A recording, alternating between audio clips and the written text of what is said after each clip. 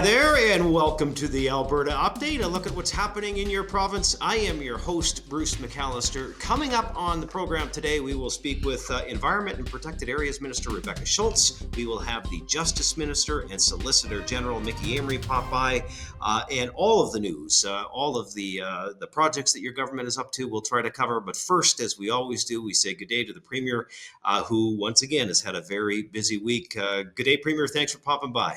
Hi, Bruce. Hey, rumors of a federal election are swirling. We're hearing it could be any day now. Some of Canada's business leaders are awful concerned with Mark Carney, of course, who just became prime minister when he won the Liberal leadership, because they're saying his policies are just like Justin Trudeau's. Now, you had a chance to speak with Mr. Carney this week. What was your message to him on behalf of Albertans? Well, I'll start by saying I found him pretty non-committal. I had 9 different items that I told him were interfering with oil and gas investment in our province, from the No More Pipelines bill to the tanker ban off the West Coast. We've got net zero power regs, net zero building codes, net zero vehicles, and emissions caps on oil and gas, and everything in between. The plastics ban. I mean, don't we all want to have single-use plastics back again? We're fighting that one out in court. And so I asked him, like, how are we supposed to believe that you're going to support this industry and our aspirations to double our oil and gas production unless you start repealing some of these offensive bills? And as I say, I got a bit of a non-committal response. What we really need to see is an election. We not only to solve some of these issues for Canadians, but also to have somebody at the table for the next 4 years who can negotiate a new Canada-U.S. free trade agreement and get us out of the tariff war that we're in. So I'll keep an open mind, but I can tell you I don't have a lot of enthusiasm or a high expectation that we're going to see very much difference. The same people at the table. We've had 10 years of being targeted by the federal government, and there would have to be some very swift action to demonstrate a change of direction. And frankly, I just haven't seen that yet. Well, that leads me right in to the next question. Now, you certainly have the support of industry. Some of Canada's most respected business leaders came together this week in unison, Build Canada Now, I think they called themselves, asking the federal government to go ahead and announce some of these things, to come up with some ideas to move the country forward. So what about this then? Because Eastern and Central politicians are all saying the right thing now. We need to build pipelines. We need to get Alberta's product to Tidewater. But I don't see anybody doing anything about it. So is this the case of action speaking louder than words and buyer beware? Well, I think part of it was taking Alberta for granted and taking the country for granted and taking for granted that we would always have tariff-free access to our U.S. trading partner. I think it's taken Canadians by surprise, and certainly some of the more leftist politicians by surprise, that in point of fact, that's not a guarantee. And then when we started looking at our trade relationships, I think every province realized we had far greater trade relationships with our southern neighbors than we do with each other because of barriers, because of restrictions. In the case of Alberta, because our neighboring provinces wouldn't let us build pipelines to be able to get our product to new markets. And so I think that's been a wake-up call, is that if we're going to act and support each other as a country, that means that it has to be all the time, not just when it's politically convenient to do so. So I think that there is a genuine interest in trying to get those economic corridors built, and not just for oil and gas pipelines, for transmission lines, for highways, for rail lines, for broadband, so that we can move every type of product across this country and find new markets. So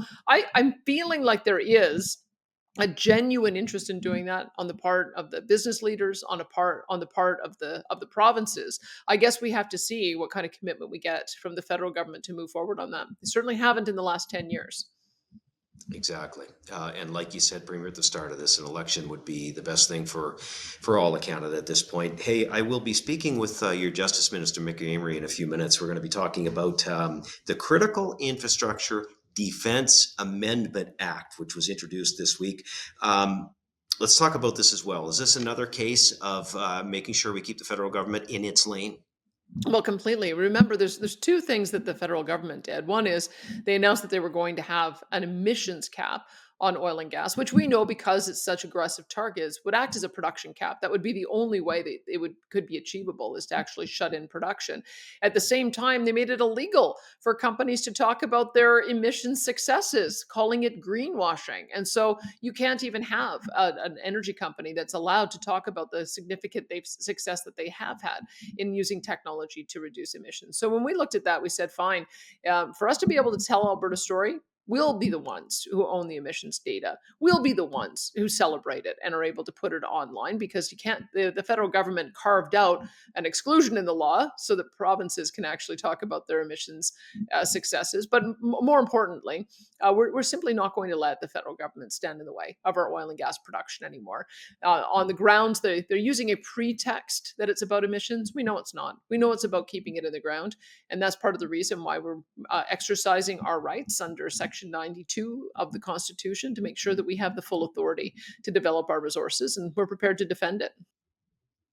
Your government announced a big tax break in the provincial budget, and families seem incredibly thankful. That's perfect timing to give people a break. A lot of business leaders coming out in support of it as well. What I found curious this week, Premier, during budget estimates, when the opposition members have a chance to question ministers and yourself on the budget, some of the opposition members were even musing about needing more taxes, and provincially maybe a PST.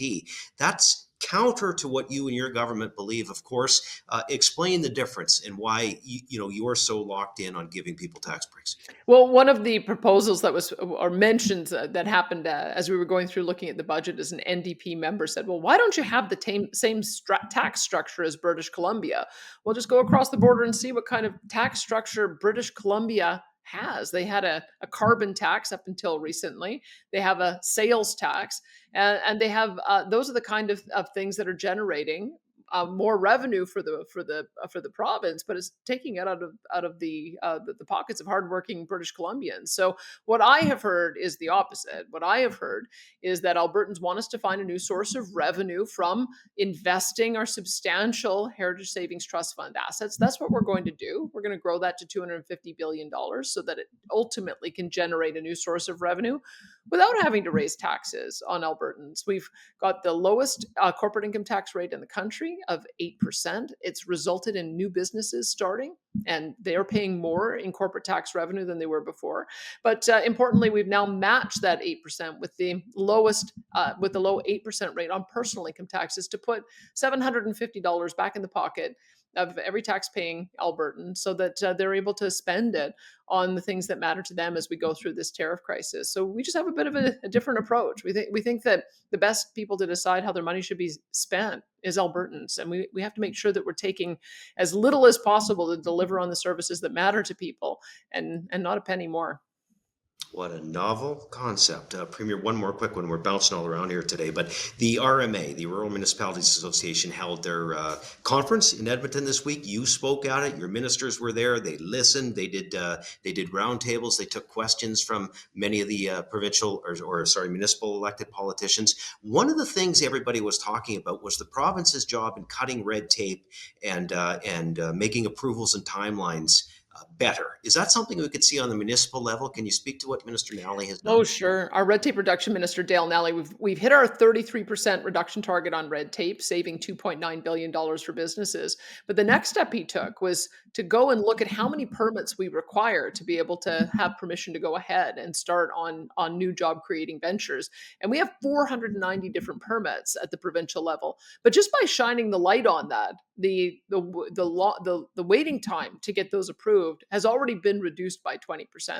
His next step is to go through and see whether there's a way of us doing automatic yeses, which means as long as you meet certain criteria, the answer is yes, you can go ahead. You don't need to wait for permission. And also having an automatic yes, that if it's not been told yes or no in a reasonable period of time, then it's also going to be assumed to be yes. The next step is asking for the municipalities to join us in this, because we have 320 different municipalities. They all have different types of permits, all have different timeframes. And if they can match that kind of approach, I think it'll clear away a lot of the barriers that businesses have to invest in. It is going to be extraordinary, the kind of investment we'll be able to attract to Alberta. So we wanted to get started, and we are really encouraging the municipalities to follow our lead. Premier, hopefully the next time we do this, we will be in an election campaign. We'll find out soon, and we'll talk to you again next week. Thanks as always. Yeah, thanks, Bruce. All right, there is our Premier, Danielle Smith, joining us to kick off the Alberta Update this week. Well, we have some education news again this week. The Minister of Education making yet another important announcement. This time it was in Edmonton. Minister Nicolaides announcing a huge investment to Alberta kids. The Alberta government funding 14 new school projects in the Edmonton metro area, adding 16,400 new and updated student spaces. In total, there are now 36 projects underway in and around Edmonton. Last fall, Alberta's government, you may recall, announced a generational investment of $8.6 billion to accelerate school construction and to build new classroom spaces to address the unprecedented growth that we are seeing in Alberta. Over the next 7 years, Alberta's government will fund more than 100 new and renovated schools in our fastest growing communities around the province, adding more than 200 student spaces across Alberta. Here is our Education Minister, Dimitrios Nicolaides. I'm happy to announce that 14 more school projects are on the way now for Edmonton and communities.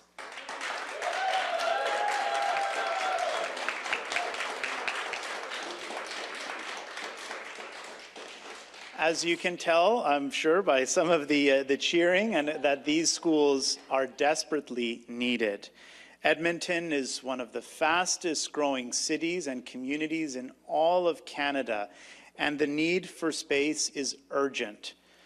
I'm confident that these new school investments will help address the challenges of growing enrollment, that will benefit students and communities for years and years to come. Budget 2025, if passed, funds a total of 41 new school projects across the province. In total, there are now 132 active school projects across Alberta, all of which are being fast-tracked through the new and improved funding process designed and released by Alberta's government, you'll recall, in the fall of 2024.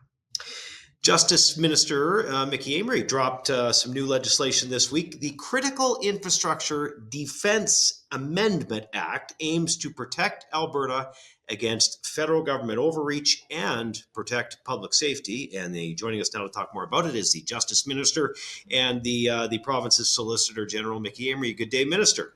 Well, good day to you too. Thank you. First question, give us a broad overview of the legislation and what you hope to accomplish. Well, Bruce, thank you. Yesterday, I proposed amendments to the Critical Infrastructure Defense Act, and these amendments are intended to protect essential infrastructure and support our workers under the Alberta Sovereignty Within a United Act.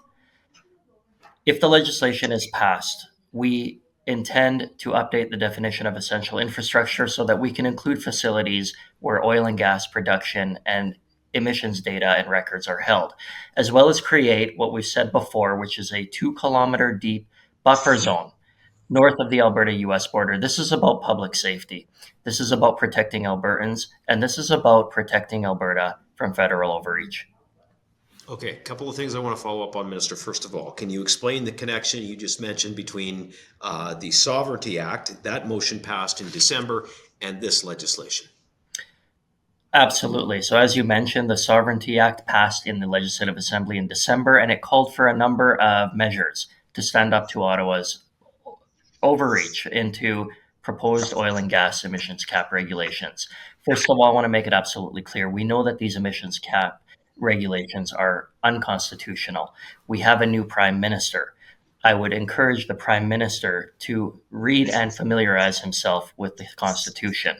But most importantly, I think we have to pay specific attention to Section 92A of the Constitution, which gives the provinces, not the federal government, the exclusive jurisdiction over non-renewable resource development. We've been saying this for years. Alberta owns its natural resources. We talked about the Sovereignty Act motion and the need to restrict access to oil and gas facilities to only those that are licensed by the province. That's exactly what this legislation does. And if the federal government seeks to continue to overreach and introduce oil and cap regulations which are unconstitutional, then this legislation would allow us to tell federal enforcement officers that they have no reason to conduct emissions cap inspections on our facilities.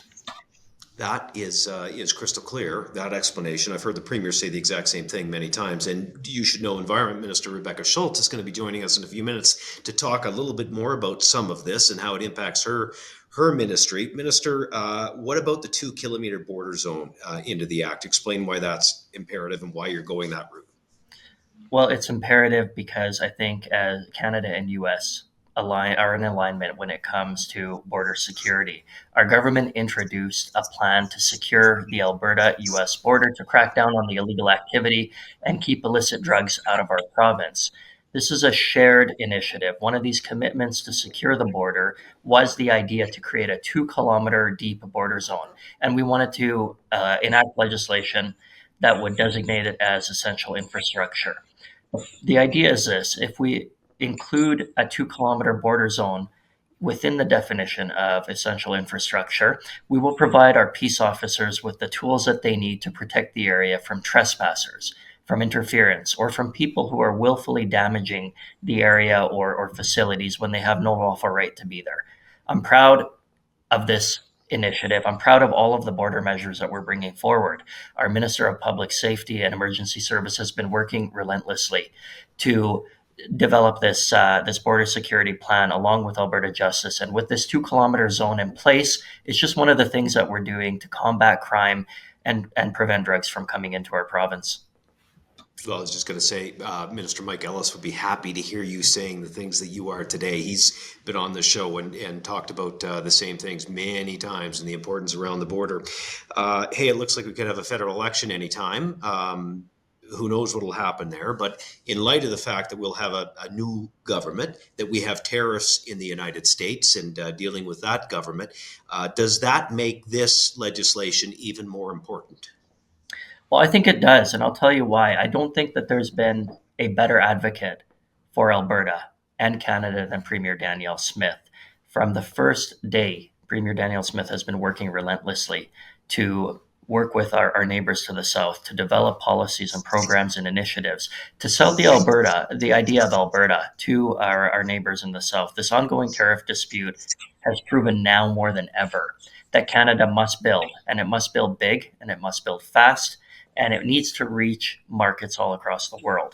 Canadians and politicians from all across the country are calling for new pipelines to be built to the east, to the west, to the north, to secure our future and end our reliance on our southern partner. However, I will say this: if our new Prime Minister continues to introduce job-killing policies like the oil and gas cap regulations, and we'll continue to fight those, we'll continue to stand up for Alberta, and we'll continue to defend Alberta's sovereignty.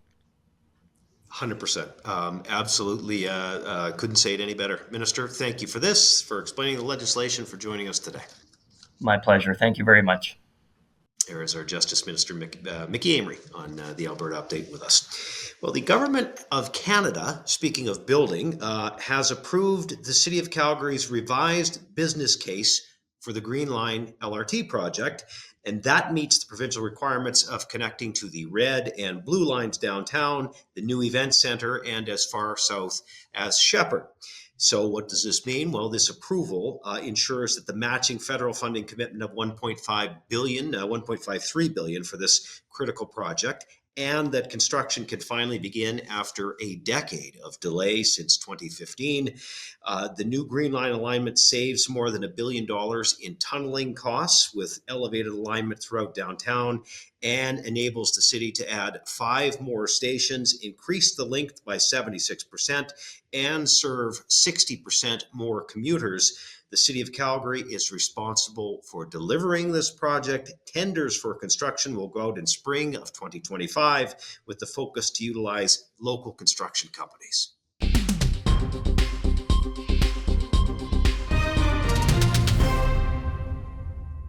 Well, never a dull moment in politics, south of the border or right here in Ottawa, that's for sure. And a lot of what's happening has a big impact on a lot of our ministries, including the minister that's joining us now, and that is Rebecca Schulz, the Minister of Environment and Protected Areas. Minister, thank you. Thank you for joining us as always. Yeah, of course. My pleasure. Listen, Canada has a new Prime Minister, for now, a new environment minister for now, and I guess your main nemesis, if I could say that, in Ottawa, who has been the environment, Stephen Guilbeault, who has been the Minister of Environment. He's been shuffled, but it's almost like a promotion, I think, Quebec lieutenant or whatever that new position is. What are your thoughts on the new cabinet, on the moving of Mr. Guilbeault, and what we're seeing out of Ottawa? Yeah, I would say after the last number of years of problematic, tone deaf, and activist policies, this minister should have resigned. He should have done the right thing. He needed to be out of cabinet, period. And so, again, moving him out of environment, we predicted that he would be shuffled and kind of joked about him going to Heritage Canada. But it is kind of, just a reminder that it wasn't just one minister that brought forward this litany of problematic legislation and regulation, right? We're talking carbon tax, emissions cap, the plastics ban, Bill C-69, the No More Pipelines laws. It was an entire Liberal government that brought those problematic pieces forward. I mean, he was obviously and remains an activist, and he was one of the most problematic ministers we had, absolutely.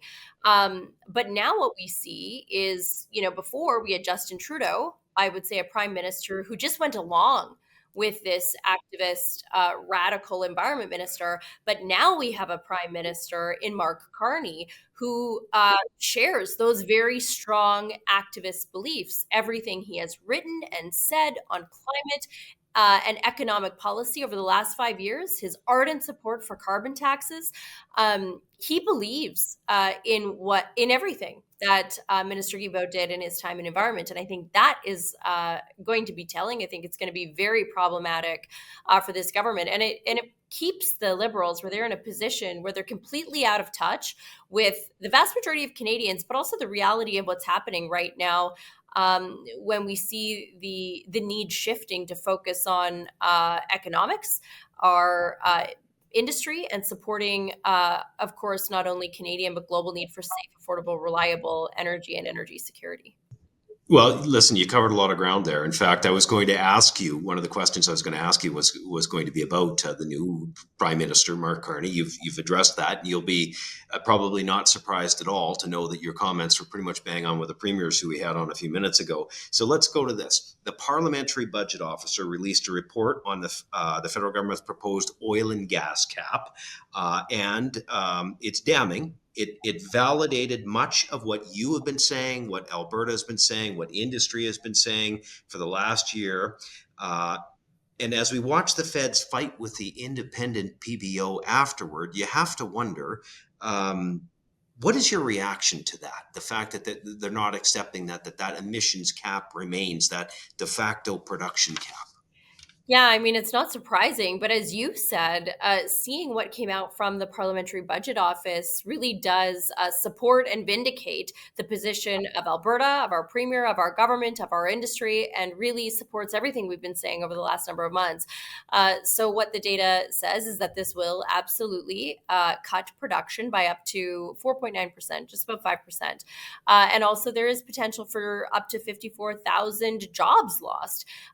That is so out of touch at a time where right now we need to be focusing on strengthening our major industries and creating more jobs for Canadians, not essentially setting our sights on one of our major industries and decimating jobs, not just in Alberta, but right across the country. And so we're vindicated, but this federal government at every turn has completely ignored all independent analysis, all feedback by provinces.